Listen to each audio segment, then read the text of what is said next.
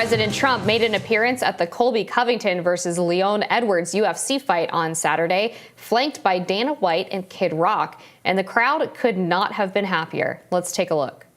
And who is in the building but former President Donald Trump, escorted by UFC President and CEO Dana White.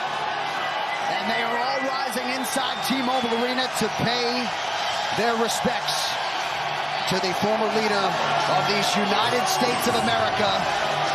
Donald Trump is a massive UFC fan. He's watching our fight nights at home, but he has been omnipresent at our live events this year, and he is out to support the former interim champion Colby Covington tonight against Leon Edwards in our UFC welterweight championship main event.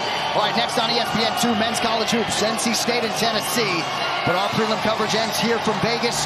You know what time it is, though. The best is still to come. Also present at the fight was UFC commentator and podcaster extraordinaire Joe Rogan. Trump and Rogan exchanged a handshake before returning to their seats. Watch.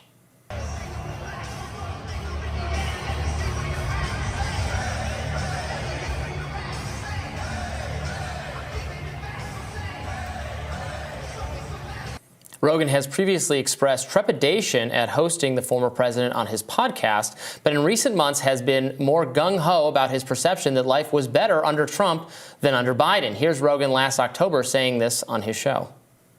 He was in all the rap songs. Rappers would always talk about Trump. Everybody loved Trump. It was like this wheelin', dealin', billionaire character that everybody enjoyed. Yeah. I felt like he did a decent job. As president, when you look at his regulations, it certainly helped the economy. Oh, I mean, sure. that guy who was the I feel head like of, we were in a lot better spot then than now, for sure. without a doubt.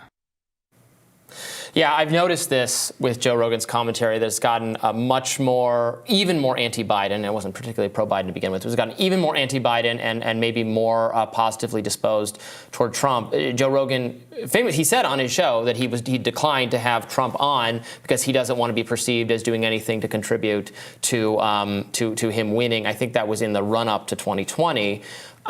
Which you could pick that apart a couple different ways because, you can have someone on your show and interview them in a critical way and have them not come off well. It's his show. He can interview whatever he wants, obviously, but I didn't quite get the thinking there. So, people are talking about they interacted there at the UFC fight.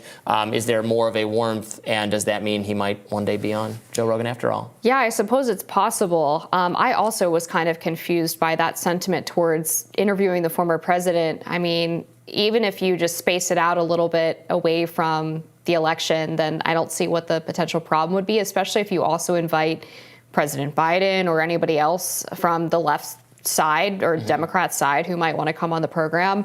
He's certainly had people on before who are more on that side of the aisle. I don't think it would be totally not with keeping with the tenor of the show. And I, for one, would love a Joe Rogan Trump interview, just even separate from a policy discussion. I would love for them to just kind of talk about like Trump's history in New York and in the real estate business, maybe some of his like favorite golf stories. There's so much about Trump's life that is really fascinating. He got into some of it with Tucker Carlson during their sit-down interview. And I always, just from a podcast perspective, enjoy listening to those kind of conversations more than like the overtly political ones anyway, because we're so inundated with political discussion around Trump all the time. But I have to say, this UFC environment is fascinating. I've never been a UFC fan, which I'm sure is not to the surprise of any of our viewers. But I feel like I have to go to at least one of these matches just to feel the energy, because it really seems like a really special atmosphere in terms of the excitement of people who are there, the types of people who attend them, and then, of course, the reaction to Trump just is always so like over the top excited. And you don't get to see him really interact in those types of environments very frequently. He sometimes attends football games, but it's kind of a different the crowd situation. Going wild, tons of political support for him. He used to attend. I remember when he used to attend wrestling matches as well. That's the famous clip of him. He was even involved in one of the matches, right? Taking down, of course, wrestling, not real, UFC fighting, very real. Whoa! Next, you're going to tell me Santa's not real. Santa's not real? What? I just ruined Robbie's Christmas. Jeez, that's okay. Christmas is canceled this year. Anyway, so we don't often get to share the table like this. So where are your thoughts for where Trump stands, right now in terms of the nomination? I mean, he's clearly going to win the Republican nomination if it comes down to voting. There is, of course, this weird chance that given the reality of his legal situation, he, at the last minute, is like literally being taken to jail and decides not to run, in which case like the Ron DeSantis, Nikki Haley strategy of staying in it actually isn't that crazy, given there's this weird outside chance of that happening. What do you think about Republican voters? So it seems like they were not ready to move on, clearly.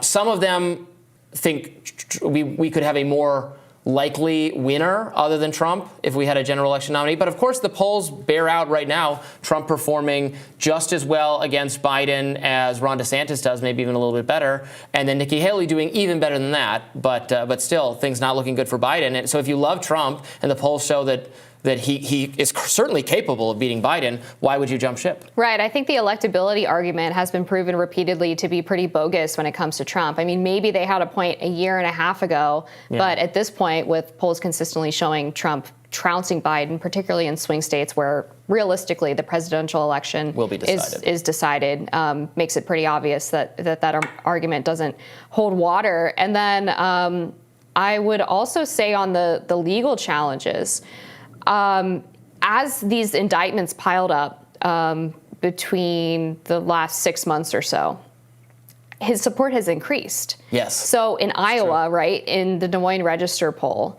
in October, he was at something like 45%. Now he's closer to 60%, even as these legal challenges have become more pertinent, more immediate. He's appeared in court several times in the alleged fraud case out of New York.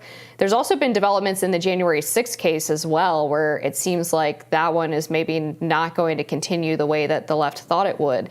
And so I think simultaneously you have a Trump base that views these indictments as overtly political and doesn't really foresee them leading to Trump facing any real legal consequences, maybe at most a fine.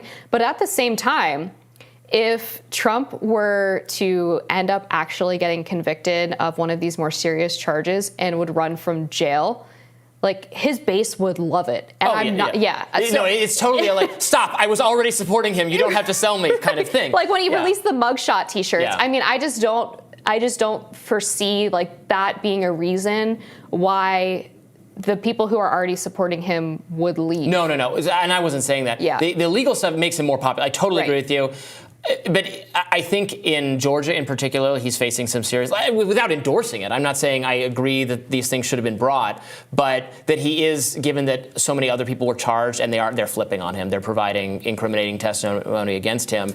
And in so many other RICO type cases, that results in, it's a really bad situation to find yourself in. So I wonder if Republican primary voters, it might make them like him even more, but is it going to, he'll literally be running from jail. We're going to find out to the extent to which that's possible. I just feel like at that point, it becomes more of a vote for retribution, perhaps, or a protest vote than it is a vote of this guy can seriously get elected. I am your retribution. I am your retribution.